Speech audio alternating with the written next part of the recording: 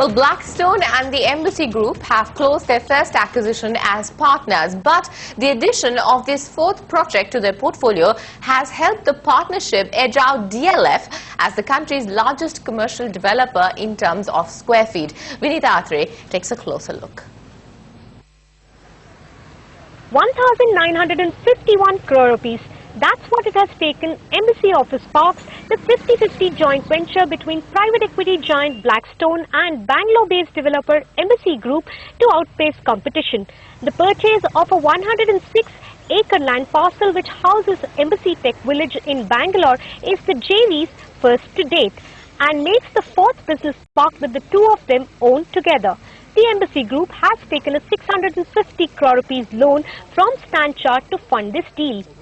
One of the existing shareholders has retained 40% of his equity and decided to stay with us and be part of the growth rather than taking money and exiting.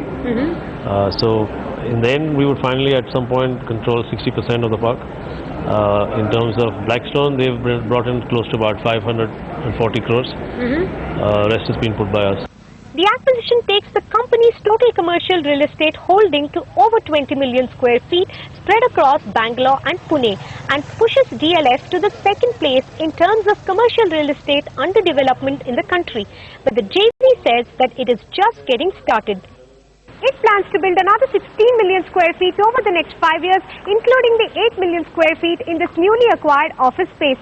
Embassy Office Parks hopes that by 2016, its rental income portfolio will have crossed the coveted 1,000 crore rupee mark, and it believes that that would be the right time to lift its massive commercial portfolio as a real estate investment trust.